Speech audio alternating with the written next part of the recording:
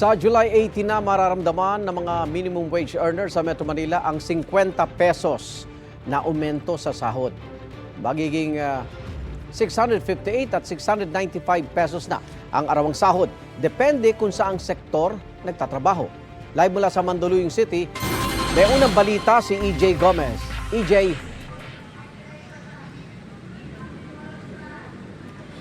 Igan, good news nga no para sa mga minimum wage earners sa Metro Manila. May dagdag na 50 pesos na sahod no na inaprubahan ng NCR Wage Board. Sabi ng mga nakausap nating kapuso, dagdag budget na rin daw yun. Pasado alas 4 ng madaling araw, nadatnan namin nagpapalipas ng oras sa tabing kalsada si Tatay Eduardo. Bumabiyahe raw siya ng maaga mula Pasig, patungong trabaho sa Mandaluyong para iwas traffic. Pagiging latero sa isang car company sa loob ng 15 taon ang tumaguyod daw sa kanyang pamilya. Kaya tuwing may taas sahod, happy raw siya. Sa akin po ma'am, malaking bagay na po yun po ma'am. Pandagdag po sa pangulam po ma'am. O kaya bigas, kuryente po ma'am. Tubig, ganun po. Si Jessel na tindera sa isang bakery, natutuwa rin daw kapag may wage hike. May pinapaaral siyang kapatid sa kolehiyo na binibigyan niya raw ng allowance kada linggo. Masaya naman po kasi may dagdag sahod po. Dagdag budget na rin po sa pambili ng gamit ng kapatid ko kung mag-aaral po. Inanunsyo ng Department of Labor and Employment o DOLE kahapon ang 50 pesos na dagdag sahod sa mahigit 1 milyong minimum wage earners sa Metro Manila. Magiging 695 pesos na ang arawang sahod ng mga manggagawa sa non-agriculture sector. Papatak naman sa 658 pesos ang mga nasa agri-sector, service o retail establishments na 15 pababa ang empleyado at manufacturing na hindi aabot sa 10 ang tauhan. Ayon sa National Wages and Productivity Commission, katumbas yan ng buwan ng sahod na 18,216 pesos para sa mga non-agriculture workers, inclusive of mandatory benefits gaya ng 13th month pay, incentive leaves, SSS, PhilHealth at pag-ibig. Malaking bagay raw ang 50 pesos para sa magkaibigang Mark J. at John Mark na mga empleyado sa isang manukan. Mas okay po sa akin yun. Dahil po may may baby na po kasi kaya sinusundan ko kanito. Malaking bagay po yun kasi po, lalo na po ngayon, mahal na po yung bilihin. Tapos meron pa po akong pinagka-college na kapatid. And for everyday use din po. At pamasahe din po. Nakatakdang ipatupad ang naturang wage increase sa darating na July 18.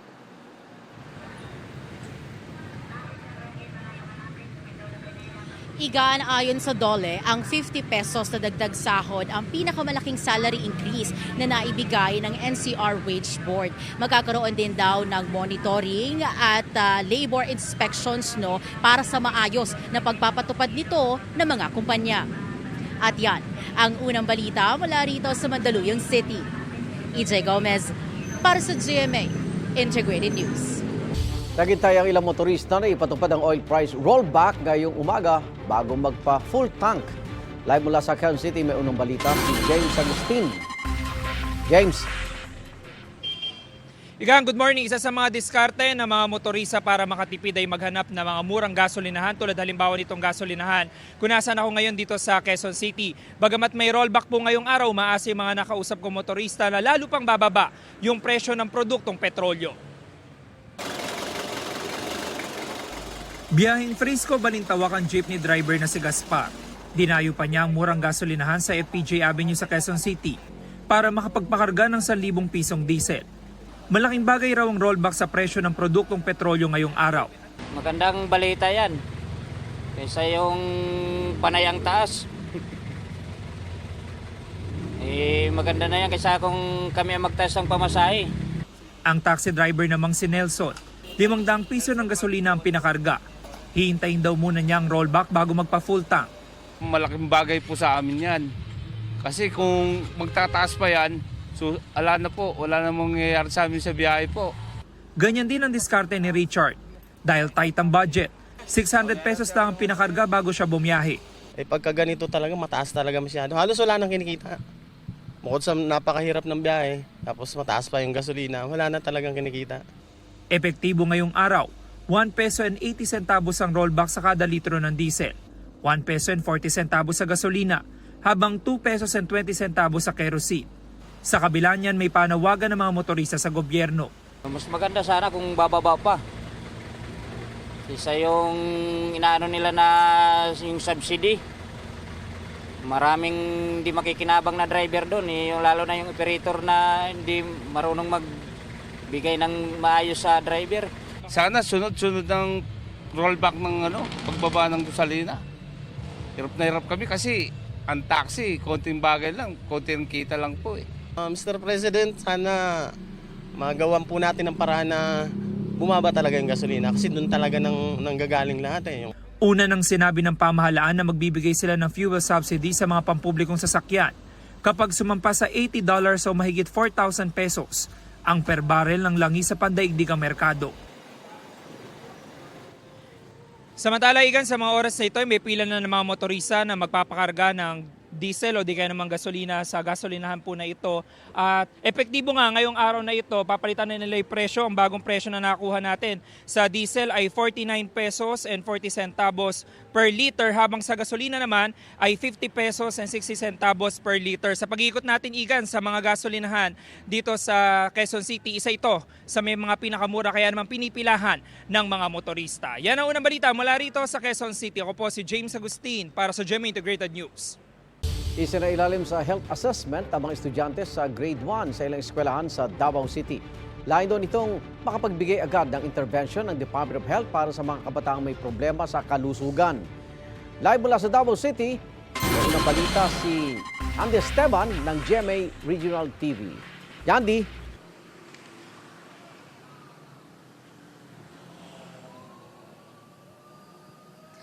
Yes, Igan, binigyang halaga ng DOH-11 ang kahalagahan ng early detection. Lalo pat karamihan sa mga problema ng mga bata ay ang kakulangan sa timbang dahil sa kakulangan sa wastong nutrisyon. Makakaapekto kasi raw ito sa pag-aaral ng mga bata. Nagsagawa ng health assessment ang DOH-11 sa grade 1 learners sa San Roque Central Elementary School sa Davao City, katuwang ang DepEd-11. Ang mga bata isinailalim sa medical at physical examination, vision at hearing screening, dental examination at pagpurga. Sa programa, aalamin ang kalusugan ng mga bata para sa mga kakailanganing intervention na gagawin ng DOH para sa kanila. This really of great help to our learners, especially for the grade 1. Because at the early start of the school year, we already know their health status, the physical, the dental, and other matters to be considered in order to have a good foundation, of course, in their education. Binigyang halaga ng DOH-11 ang early detection sa mga bata. Karamihan daw sa mga problema ng mga bata ang kakulangan sa timbang dahil sa kakulangan sa wastong nutrisyon.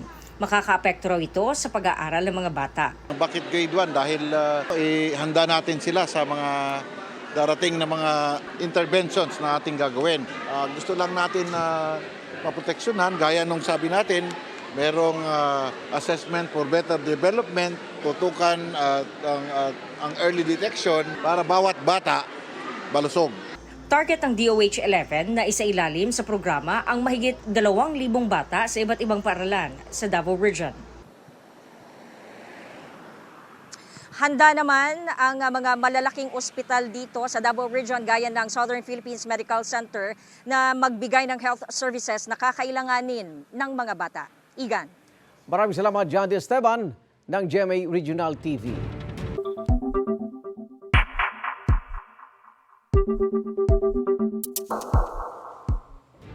Opisyal nang nagsimula ang termino ng mga nahalal na senador noong eleksyon 2025. Tatayo rin silang senator judges sa impeachment trial ni Vice President Sara Duterte. Ilan sa kanila tutol daw sa pag-dismiss ng articles of impeachment nang hindi nalilitis. May unang balita si Mab Gonzales.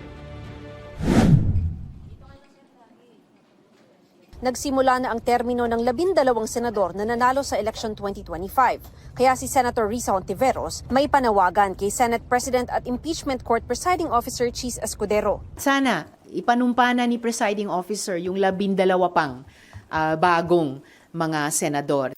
Sa 12 newly elected senators, 5 ang re-elected, sina Pia Cayetano, Bato de la Rosa, Bongo, Lito Lapid at Amy Marcos. 4 naman ang returning o mga dating senador na nagbabalik Senado, sina Bam Aquino, Ping Lacson, Kiko Pangilinan at Tito Soto.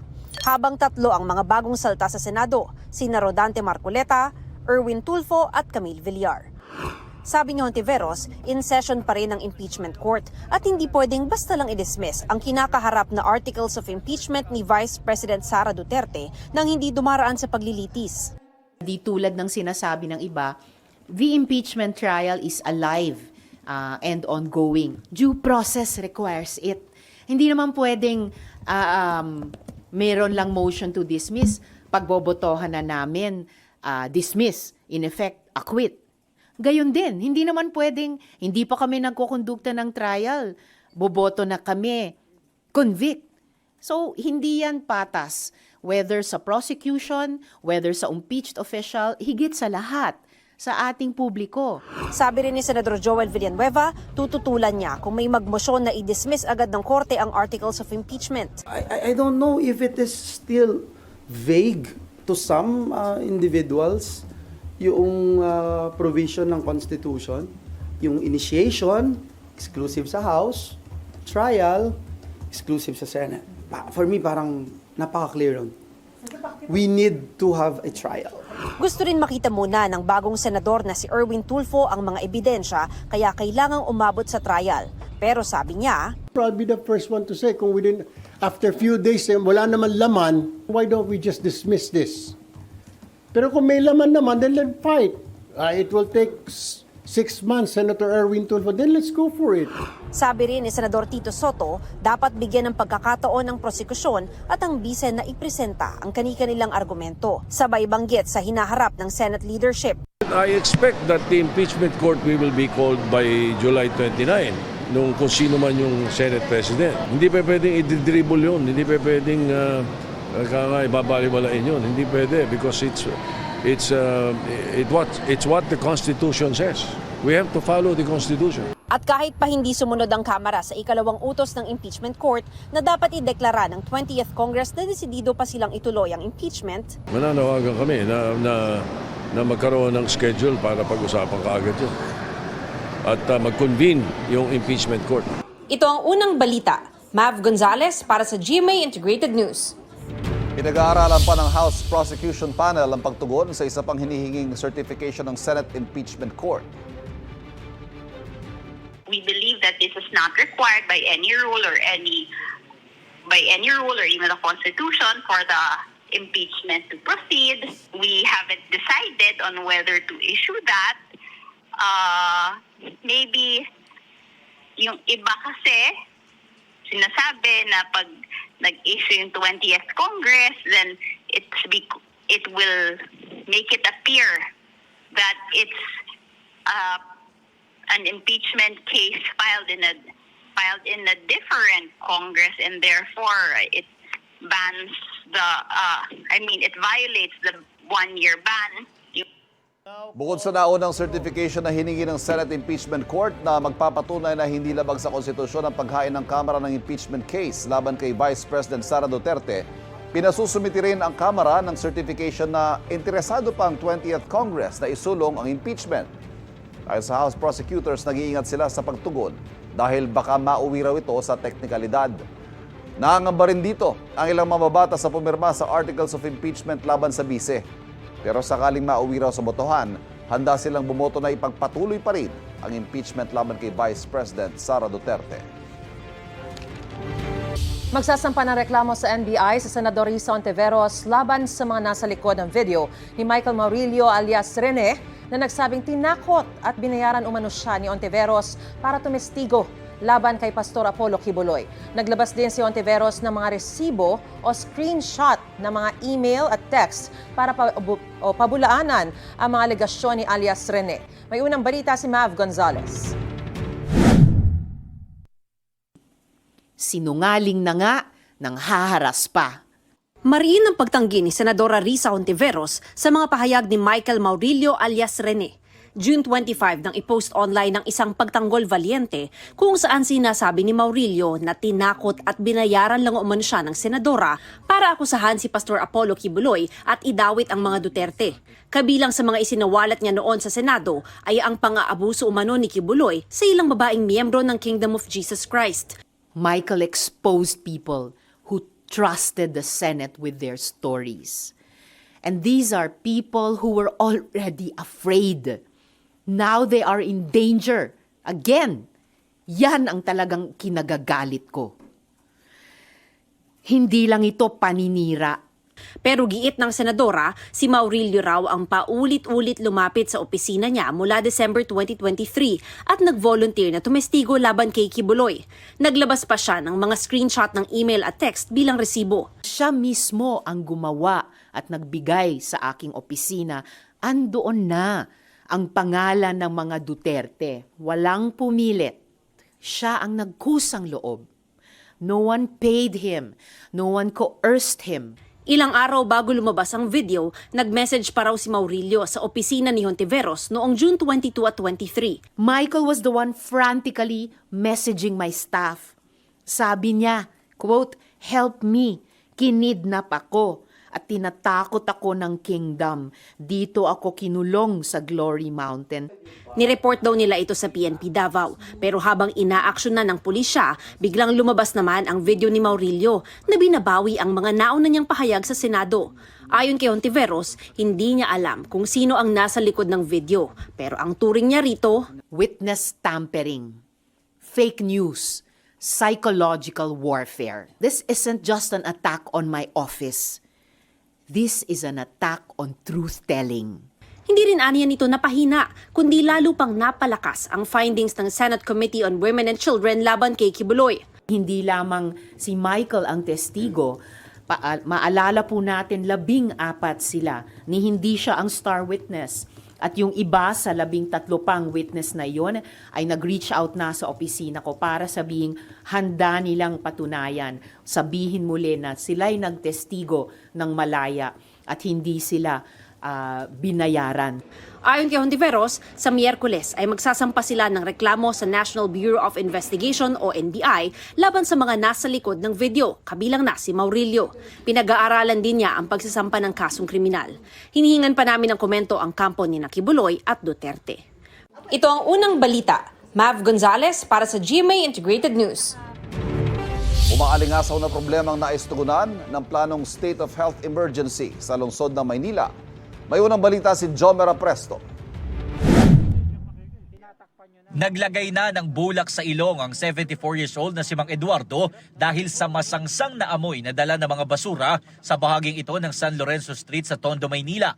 Magdadalawang linggo na raw kasi itong hindi nahahakot at patuloy pa itong nadaragdagan kaya hindi na madaanan ng mga sasakyan ang kabilang linya. Ay hirap po, sobra, di na po ako makahinga eh.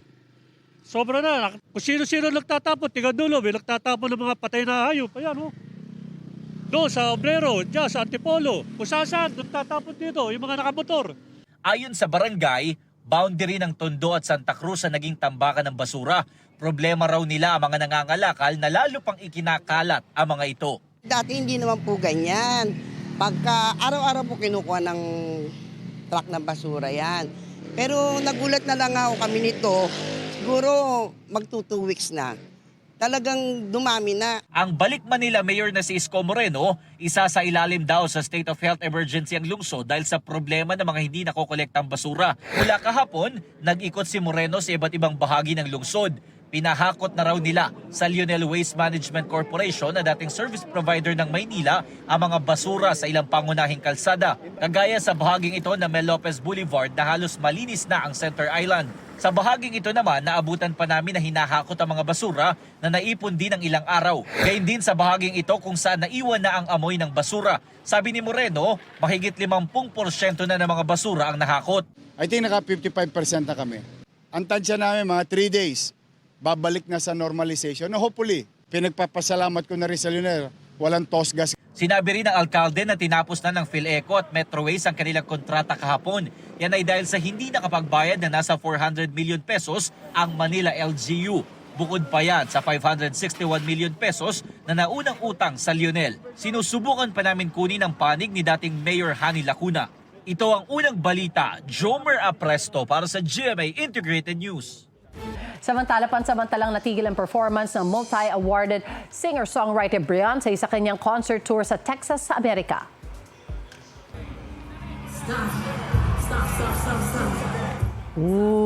Kuha yan sa concert ni Beyonce nitong Sabado sa Houston. Nasa ere at sakay ang singer ng props na kotse nang magkaaberya at tumagilid ito. Napakapit ang singer sa flagpole para bumalanse. Napahiya ang audience sa kaba para sa singer. Napawi ang kaba ng sumakses, maibaba si Beyonce. Sabi naman ng management company ni Beyonce, technical mishap ang nangyari at walang nasaktan. Sa IG post, nagbiro pa ang singer na may caption na sitting sideways kasunod ng aberya sa concert. Nakakatakot. Igan, mauna ka sa mga balita, mag-subscribe na sa GMA Integrated News sa YouTube para sa iba't ibang ulat sa ating bansa.